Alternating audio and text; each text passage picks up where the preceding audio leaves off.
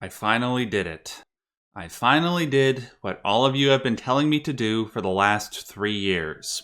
I read Berserk. By far, the #1 franchise that my viewers have been asking me to cover for years is Berserk, the Japanese manga written by Kentaro Miura. Until I read it, I didn't really know why people kept recommending it to me. All I could surmise was that it was in line with a lot of the things I talk about on this channel.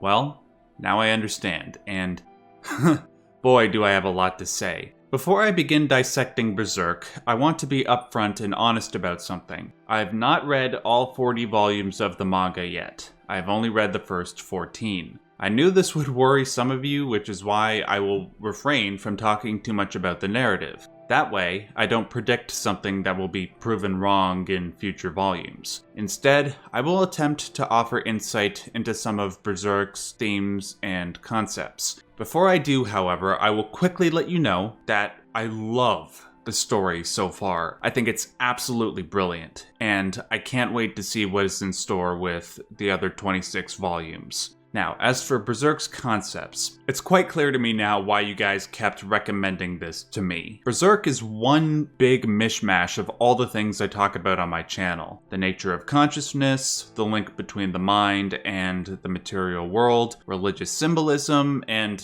of course, Jungian psychology. All of these concepts are used to illustrate Berserk's primary theme, that of transcendence. How should one live in this world in order to transcend their mortal state? Is it even possible to transcend? Are we all doomed to a particular fate, or is there another way forward? The prime example of this theme would obviously have to be the character Griffith and his journey to prominence. Within his character and the tribulation he goes through, we see several references to world religion and their tales of transcendence. The obvious one is Christianity. A man of low status rises through the ranks of society due to his miraculous ability. He suffers crucifixion and other forms of torture for unjust reasons, and becomes reborn as a higher being.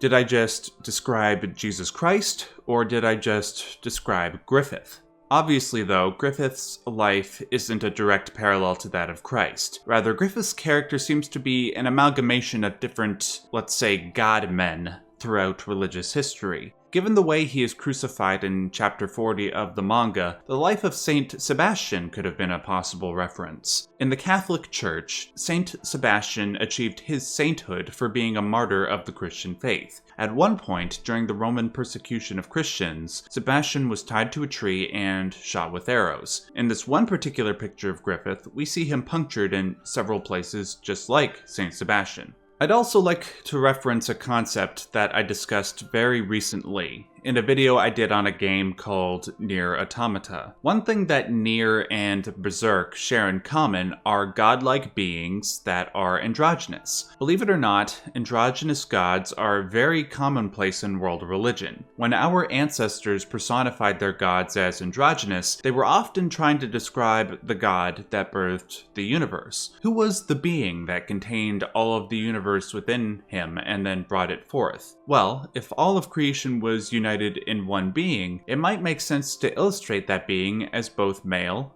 and female. In that video on Nier Automata, I go on to explain how, in some religions, the first human was also androgynous because it was created in God's image. If you'd like to learn more about this concept, feel free to go check out that video. I'll link it in the description box below and at the end of this video. Suffice it to say, it's appropriate to depict Griffith as androgynous and to have so many people worship his every step.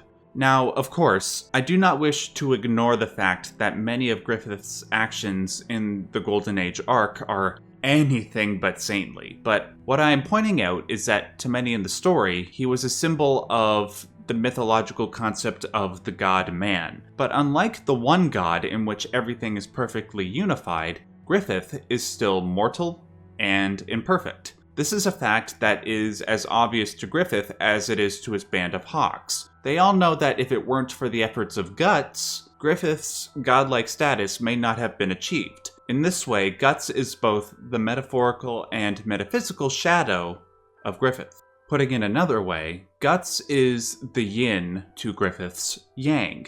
Just like there is no light without dark, there is no Griffith without Guts. Guts is responsible for both Griffith's greatest successes and his greatest horrors.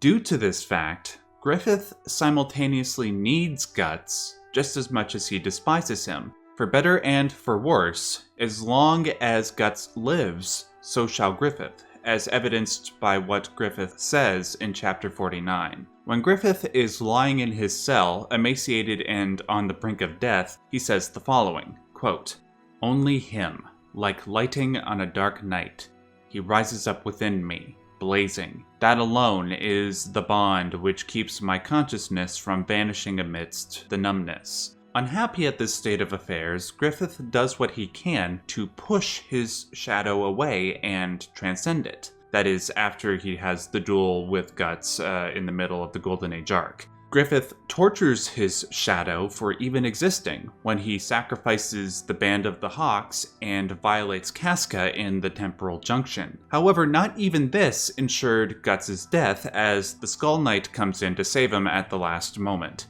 I will have more to say on this matter in future videos. I would speak now, but I want to make sure that future parts of the manga don't contradict my theories.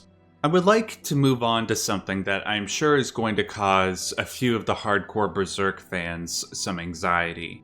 I put out a post on my community page a few days ago teasing that I would be covering Berserk. The image I put out was an image from chapter 83. What I didn't realize before reading the comments on this post was that chapter 83 is considered to be the quote-unquote lost chapter of the manga. From what I understand, the contents of this chapter supposedly revealed too much. Because of this, Kentaro Miura wished to make the chapter non-canonical so that it either didn't spoil too much or because he felt that it restricted what he could write later on. As I understand it, however, while the events of this chapter aren't canonical, the concepts are, specifically the entity known as the idea of evil. Though the canonicity of the idea of evil's form is in dispute, it is my understanding that the concept itself is canonical. Now, if I'm wrong, please feel free to correct me with evidence in the comment section below. Whatever the case may be, though, the idea of evil is an absolutely brilliant concept and is absolutely worth discussing. In order to get a grip on what this entity is, I will reference what I just said a moment ago about yin and yang. One cannot exist without the other. The existence of the idea of evil is predicated not only on this duality, but another one of equal importance, that of the mental and the physical. Or if you prefer, mind and matter.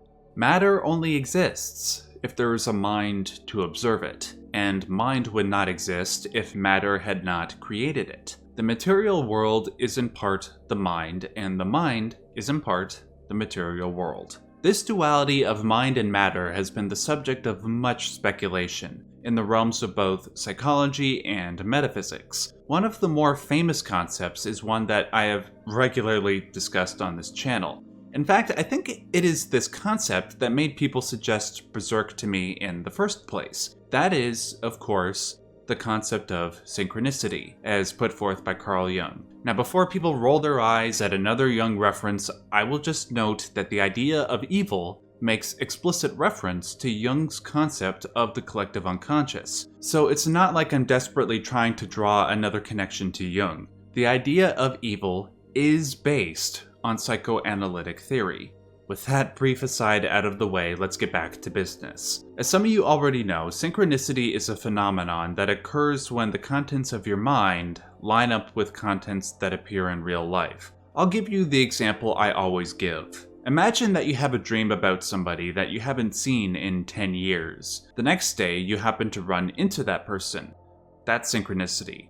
Now, if we go on the assumption, the hypothesis, that the synchronicity concept is valid, that means that the human mind has a sort of procreative psychic energy. In other words, the contents of your mind can come to life. The best example I can give of this theory in action is with the game Death Stranding. Spoiler alert for those who have not played this game.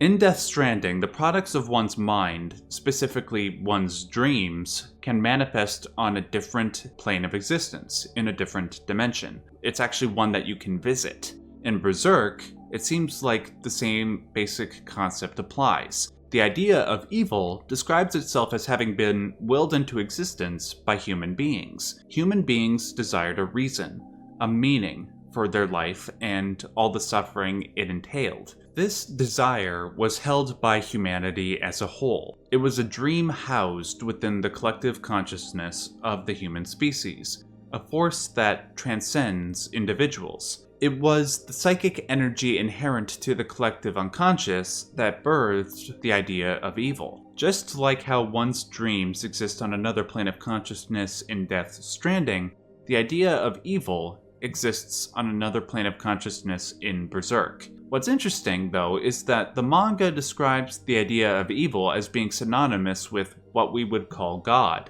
Although, this entity is clearly not the benevolent God that many pray to. That one that we hope will explain our life's suffering. If its name wasn't a clear indicator, its hellish form should be.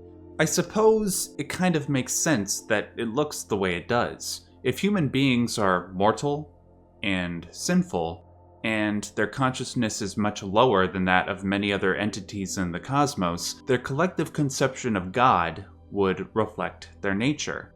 Just like the Gnostic demiurge, the idea of evil created our world in all its imperfection. I will be talking more about the function of the idea of evil in my next video on Berserk, specifically how it ties into the story's emphasis on the laws of causality. I would do it now, but that would take up too much time. I would like to conclude on something fun. In Chapter 74, one of the demons mentioned that the Great Nocturnal Festival happens every 216 years. The mention of the number 216 almost made me fall out of my chair, and here's why. Last week, I did a video on a movie called Pi. In that movie, the main character is trying to figure out a mathematical formula to help him predict the stock market. At some point, it seems like he gets really close to his goal, because when he does, the number 216 pops up in his research. Now, how likely is it that I would be researching two completely separate things from two completely separate mediums, and in both of them, the number 216 would pop up? So, after I regained my composure, I looked up what the number 216 could mean, and this is what I was able to surmise. The number of the beast in the Christian tradition is 666. What happens when you multiply 6 by 6 by 6? You get 216. Do with that as you will. I don't know what to make of it. Anyways, are you guys proud of me? It took me 3 years, but I'm finally reading the manga. If you like this video, please give it a like and or a comment. As I've explained many times in the past, that helps me out a tremendous amount. Also, special thanks to Eliza, as always, for the awesome thumbnail art. Please go check out more of her work by clicking on the link in the description box below. I'll also link a video on her channel where you can go watch the thumbnail for this video being created in real time. Until my next video, just remember, as per usual, stay yellow.